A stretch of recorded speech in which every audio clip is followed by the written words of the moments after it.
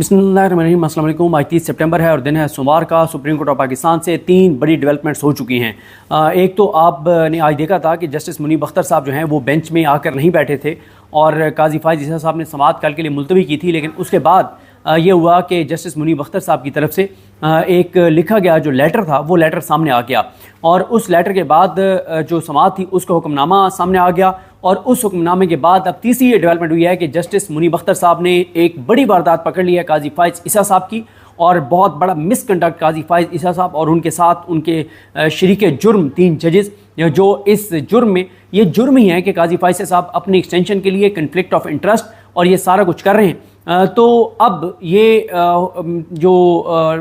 मुनीब अख्तर साहब ने लेटर लिखा है वो भी मैं आपको बताता हूँ। पहले आते हैं इस बात पर कि मुनीब अख्तर साहब ने पहला लेटर क्या लिखा था। आज समाअत से पहले जो उन्होंने काजी फायज़ ईसा साहब को सरप्राइज़ दिया था, उनको संभलने का मौका नहीं दिया था और यही वजह है कि जो उन्होंने एक लेटर ऐसे टाइम पे लिखा कि काजी साहब को संभलने का मौका नहीं मिला, उनको समझ नहीं आई और काजी साहब जो हैं वो जब कोर्ट रूम में आए तो एक कुर्सी, हालांकि रूटीन में ये होता है कि अगर कोई जज एक कम हो जाए तो उसकी कुर्सी हटा दी जाती है और जो यानी एक साइड वाली कुर्सी हटा दी जाती है, बाकी 4 कुर्सियाँ इकट्ठी लगी होती हैं। लेकिन आज ये हुआ कि 5 कुर्सियाँ लगी हुई थी, मुनीब साहब की कुर्सी खाली पड़ी थी, उसको थोड़ा सा उठा के पीछे कर दिया गया था और जजेस अपनी अपनी जगहों पर बैठे थे। और दूसरा यह कि बहुत परेशानी है क्योंकि काजी साहब को अंदाज़ा है कि वो जो काम कर रहे हैं वो मुकम्मल तौर पे गैर आईनी है, वो इस तरह से किसी जज को बेंच से नहीं निकाल सकते, वो इस तरह से बेंच को बुला भी नहीं सकते थे। ये सारी सूरत हाल है। मुनीब अख्तर साहब ने जो लेटर लिखा काजी फायज़ ईसा साहब को, उसके पैराग्राफ नंबर 1 में उन्होंने लिखा कि supreme court bar association Pakistan बनाम फेडरेशन ऑफ पाकिस्तान नज़रसानी केस नंबर 197 की बाबत ये ख़त लिखा जा रहा है जो आज समाअत के लिए मुकर्रर है, यानी जो केस आज समाअत के लिए मुकर्रर है। उन्होंने कहा कि बेंच 23 सितंबर 2024 को supreme court practice and procedure तरमीमी ऑर्डिनेंस के तहत जो नई तश्कील शुदा कमेटी है उसने बनाया। फिर उसके बाद उन्होंने कहा कि जस्टिस सैयद मंसूर अली शाह जो सीनियर 3 जज हैं उन्होंने उस सदारती ऑर्डिनेंस से मुतल्लिक इंतहाई अहम आइनी सवालात उठाए, क्योंकि मंसूर अली शाह साहब ने कमेटी में बैठने से इनकार कर दिया था और उन्होंने एक लेटर लिखा था काजी फायज़ ईसा साहब को जिसमें उन्होंने बहुत अहम आइनी सवालात उठाए थे। आगे वो कहते हैं कि लेकिन चीफ जस्टिस ने सीनियर 3 जज के नोट का जवाब 25 सितंबर को ख़त के जरिए दिया, यानी काजी फायज़ साहब ने मंसूर अली शाह साहब के ख़त का जवाब ख़त के जरिए दिया। इंतहाई अफसोस के साथ कि चीफ जस्टिस ने सैयद मंसूर अली शाह की जानिब से उठाए गए अहम आइनी मामलात का जवाब देने के बजाय ख़त में खुद पसंदी का एक मुजाहरा किया। खुद और उनका जो ख़त है वो खुद पसंदी की एक मश्क से ज़्यादा कुछ नहीं है और अपने मुँह में मिठू बनते रहे, अपनी शान अपनी कसीदा गोई करते रहे। और उन्होंने एक ऐसी चीज़ें लिखी जिसके बाद जज के खिलाफ एक तज़हीक अमेज़ जो है वो झूठी मुहिम चल पड़ी और झूठे इल्ज़ामात लगाए, घटिया इल्ज़ामात लगाए काजी फायज़ ईसा ने, लेकिन जो आइनी सवालात थे उन आइनी सवालात का जवाब उन्होंने नहीं दिया। उसके बाद वो कहते हैं कि इंतहाई बदकिस्मती है कि चीफ जस्टिस ने आइनी सवालात का जवाब देने के बजाय ये रास्ता अपनाया। पैराग्राफ नंबर 2 में मुनीब अख्तर साहब ने कहा कि मैं ये भी बताना चाहता हूँ कि मैं ये भी रिकॉर्ड पर लाना चाहता हूँ कि इस केस की नज़रसानी का मामला पहली मरतबा 18 जुलाई 2024 को कमेटी के 17वें इजलास के एजेंडे में सामने आया। ये मामला पहली मरतबा एजेंडे में शामिल हुआ, हालांकि प्रैक्टिस एंड प्रोसीजर के इससे पहले जो है वो 17 इजलास जो है वो मुनक़िद 16 इजलास जो है वो मुनक़िद हो चुके थे। यानी वो ये कह रहे हैं कि 18 जुलाई को अचानक 63A वाला रिव्यू जो है वो 17वीं मीटिंग में आ गया। इससे पहले 16 मीटिंग्स में तो मामला नहीं आया था। वाज़े तौर पर वो दबे अल्फाज में इशारा कर रहे हैं कि क्योंकि 12 जुलाई को काजी फायज़ ईसा साहब अक्सरियत खो बैठे थे और मखसूस नशिस्तें नून लीग और पीपल्स पार्टी को नहीं मिली थी। जब मखसूस नशिस्तें नून लीग और पीपल्स पार्टी को नहीं मिली तो काजी साहब, क्योंकि ज़ाहिर है उनकी एक्सटेंशन के लिए नंबर गेम पूरा करना था, तो इसलिए काजी साहब ने 63A वाला 18 जुलाई को कहा कि ये हमें फ़ौरन लगाना चाहिए। 2 चीज़ें 18 जुलाई को काजी साहब ने कही थी। एक, काजी साहब ने कहा था कि हमें 63A का रिव्यू लगाना चाहिए। दूसरा, काजी साहब ने कहा था कि जो ये मखसूस नशिस्तों वाला बेंच है 13 रुकनी, इसके सामने में रिव्यू लगाना चाहिए, जिसमें काजी साहब ने आयशा मलिक साहिबा के खिलाफ भी लिख दिया था, जिसके बाद आयशा मलिक साहिबा के खिलाफ घटिया कंपेन चली थी। क्योंकि काजी साहब ने ये दोनों चीज़ें इसलिए कही थी क्योंकि उस वक्त इतलात ये आई थी और इल्ज़ामात ये लगे थे कि जो 8 जजेस हैं उनके ऊपर, उनकी फैमिलीज़ के ऊपर बहुत दबाव है और जब वो रिव्यू में बैठेंगे तो हो सकता है 8 में से कुछ जज टूट जाएं और ये फैसला आ जाए कि नहीं, मखसूस नशिस्तें चोरों, डाकुओं और लुटेरों को ही मिलेगी। और दूसरा ये था कि 63A वाला केस काजी साहब ने इसलिए लगा दिया था कि चलें 63A वाला मामला उड़ जाए ताकि जो है वो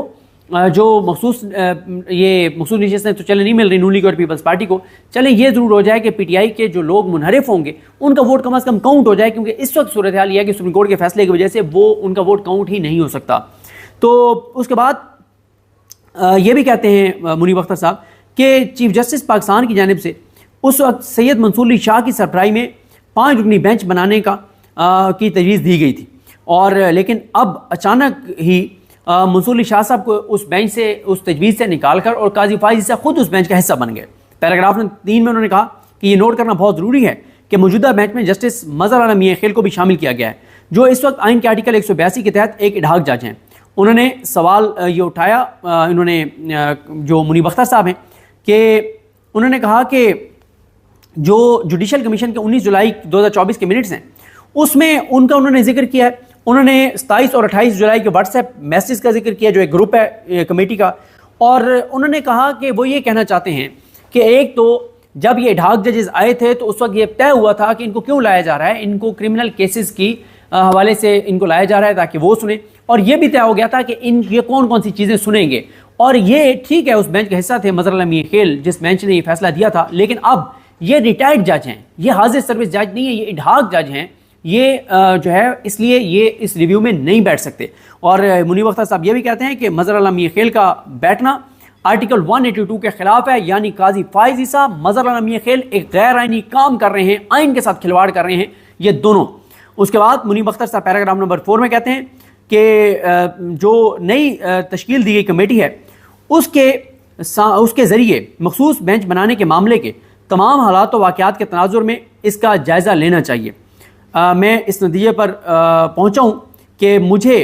इस बेंच का हिस्सा नहीं बनना चाहिए और बेंच के लिए दस्तयाबी से माजरत करनी चाहिए। ये नोट किया जाता है कि मैं खुद को बेंच से अलग नहीं कर रहा, मेरी मौजूदा अदम दस्तयाबी की ना तो गलत तशरीह की जाए और ना ही गलत मानी दिए जाएँ। बराए मेहरबानी मेरे इस नोट को नज़रसानी दरख्वास्त की फाइल में रखकर केस के रिकॉर्ड का हिस्सा बनाया जाए। और उन्होंने ये ख़त तमाम जजेस को भेज दिया। वो कह रहे हैं कि मैं अवेलेबल हूँ, लेकिन मैं इस केस के लिए अवेलेबल नहीं हूँ, क्योंकि इस केस की जो बेंच बना है वो गैर आइनी है, गैर कानूनी है, आइन से खिलवाड़ है, कानून से खिलवाड़ है, और मैं लिहाजा आइन और कानून के खिलवाड़ का हिस्सा नहीं बन सकता। और वो दबे अल्फाज में लिख रहे हैं, पूरा पाकिस्तान समझ रहा है कि ये कन्फ्लिक्ट ऑफ इंटरेस्ट, काजी फाइज ईसा अगर अपनी एक्सटेंशन के लिए ये खिलवाड़ कर रहे हैं तो कम अज़ कम मैं इस गंद के टोकरे को अपने सर पर नहीं उठाऊंगा और मैं इस गंद का हिस्सा नहीं बनूंगा। उसके बाद क्या होता है? उसके बाद जनाब काजी साहब आज का जो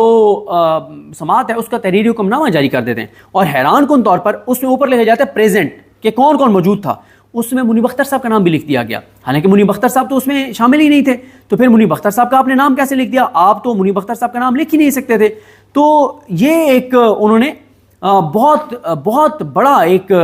काजी साहब ने एक, आप इसको मिसकंडक्ट कहिए, वारदात कहिए, ये वारदात उन्होंने डाली। और उसमें जो नीचे ऑर्डर ऑफ द कोर्ट है उसमें मुनीब अख्तर साहब के नाम के सामने दस्तखत नहीं है। अब मुनीब अख्तर साहब ने क्या किया कि उस ऑर्डर में क्या कहा गया? उस ऑर्डर में कहा गया कि ये ऑर्डर मुनीब अख्तर साहब के सामने रखे रजिस्ट्रार, और मुनीब अख्तर साहब से पूछे कि कल आपने बेंच में बैठना है या नहीं बैठना, और अगर जस्टिस मुनीब अख्तर जो है वो बेंच में बैठने से इनकार कर दें तो रजिस्ट्रार जो है वो ये मामला कमेटी के सामने रखें, और कमेटी जो है वो नया बेंच तश्कील देगी, यानी मुनीब अख्तर साहब की जगह नए जज को ऐड किया जाएगा। अब यहाँ पे मुनीब अख्तर साहब ने जैसे ही ये वारदात पकड़ी कि इतना बड़ा ब्लंडर, इतनी बड़ी गलती, इतना बड़ा झूठ, इतना बड़ा बहतान, इतनी बड़ी गलत बयानी कि कमरा अदालत में 250 से ज्यादा वकला और मीडिया के लोगों ने देखा कि मुनीब अख्तर साहब नहीं थे, और पूरे पाकिस्तान की मीडिया ने रिपोर्ट किया कि मुनीब अख्तर साहब नहीं थे। और काजी साहब क्या लिख रहे हैं कि वो प्रेजेंट थे, वो मौजूद थे। इससे बड़ी गलत बयानी, इससे बड़ा झूठ, इससे बड़ा फ्रॉड, मतलब ये तो कोई बंदा बिल्कुल ही, मतलब पता नहीं उनको क्या हो गया काजी साहब को कि इतना बड़ा झूठ, मतलब दिन दिहाड़े आप ये सारा कुछ कर रहे हैं और आपको जरा खुदा का खौफ नहीं है, आपको जरा वो नहीं है कि आप इतना बड़ा झूठ बोल रहे हैं कि मुनीब अख्तर मौजूद थे, हालांकि मौजूद नहीं थे। अब मुनीब अख्तर साहब ने जो लेटर लिखा है उन्होंने कहा कि ये मुझे मिला है और अपना 3:30 बजे ये नोट मिला है कि अपना ये वो उन्होंने उस का ऑर्डर का वो हिस्सा जो है वो बताया है कि क्या कहा गया। तो वो ये कहते हैं कि ये जनाब ये नोट जो है अपना ये तो ऑर्डर ऑफ द कोर्ट है ही नहीं। और फिर वो कहते हैं कि जो कॉज लिस्ट है और उसके मुताबिक ये 5 रुकनी बेंच के सामने ये केस लगना था, जिसमें मैं भी शामिल था। लेकिन इसमें वाज़ेह है कि मैं आज उसमें शामिल नहीं था। तो जब मैं शामिल नहीं था, मेरे दस्तखत नहीं हैं, तो ये कैसे इन जजेस ने, मैं हैरान हूँ कि कैसे ये इसको ऑर्डर ऑफ द कोर्ट कह रहे हैं, ये जज जो हैं 4 जज, और वो कहते हैं कि मैं बिल्कुल इस बेंच में नहीं बैठा और मेरे दस्तखतों की जगह भी खाली है, और ये जो है वो 4 जजेस ये सुन ही नहीं सकते थे, और इसलिए उन्होंने बहुत सख्त जो है वो सवालात उठाए हैं। और वो कहते हैं कि ये मुकम्मल तौर पर जो कानून हैं, असूल हैं, ज़ाब्ते हैं और जो रवायात हैं उनसे हटकर है, और ये किसी सूरत भी जो है वो काबिल कबूल नहीं है। और ये 4 जजेस जो बैठे हैं ये बिल्कुल वो कहते हैं कि ये कोई तरीका नहीं था, और ना ही उनको आइन, कानून, कायदे और ज़ाब्ते, रूल्स वगैरह जो हैं वो इजाज़त देते थे। तो इसलिए वो कहते हैं कि मैं उनकी बड़ा एहतराम करता हूँ, और लेकिन उन्होंने यही कहा है कि मैं इन हालात में एक बार फिर अपने जो पहला नोट है उसकी तरफ रजिस्ट्रार की तवज्जो दिलाना चाहता हूँ, और उसमें उन्होंने वाज़े कर दिया है कि वो इस बेंच में नहीं बैठेंगे। एक बार फिर उन्होंने इनकार कर दिया है, लेकिन जो उन्होंने झूठ पकड़ा है, जो उन्होंने गलत बयानी पकड़ी है, वो काजी साहब के लिए बड़ा उन्होंने एक मुश्किल खड़ी कर दी है। तो ये जनाब हालात हैं, ये सूरत हाल है। अब काजी साहब इसके बाद क्या करेंगे ये देखना होगा कि काजी साहब इसके बाद क्या करते हैं, क्योंकि मुनीब अख्तर साहब ने जो काजी साहब को छक्का मारा है ना, वो उन्होंने कमाल ही कर दिया है। और वो कहते हैं कि इसकी ये जो हुक्मनामा है इसकी कोई आईनी हैसियत नहीं है और ये जुडिशल ऑर्डर ही नहीं है, और उन्होंने बड़ा प्रोटेस्ट किया है और उन्होंने कहा कि मैं अपना मौक़िफ़ बता चुका हूँ, लेकिन आज 4 जज जो बैठे हैं वो रूल्स के मुताबिक ठीक नहीं था, और ये सारी बातें उन्होंने लिखी हैं। और अब यह है कि सुबह 9 बजे, कल सुबह 9 बजे प्रैक्टिस एंड प्रोसीजर एक्ट के तहत जो कमेटी है उसका इजलास बुला लिया काजी फाइज ईसा साहब ने, जिसने काजी फाइज ईसा साहब और अमीनुद्दीन खान साहब बैठेंगे, क्योंकि मंसूर अली शाह साहब तो इनकार कर चुके हैं। तो ये है जनाब सूरत हाल। अब चीज़ लड़ाई बढ़ गई है और काजी साहब को एक दिन में 2 सरप्राइजेज मिले हैं। एक दिन में काजी साहब को 2 सरप्राइजेज मिले हैं और दोनों मुनीब अख्तर साहब की तरफ से मिले हैं। तो आज के दिन जस्टिस मुनीब अख्तर के नाम रहा, एक लायक, काबिल जज, कमाल जज, शानदार जज, अपने हलफ के साथ वफाक करने वाला, और उसने आज जिस तरह से धूल चटाई है, कमाल है, कमाल है। तो बहरहाल जी देखते हैं आप कल सुबह क्या होता है। मुझे अपनी दुआ में याद रखें। अल करीम आप सबका हामी नासर। अल्लाह हाफिज़।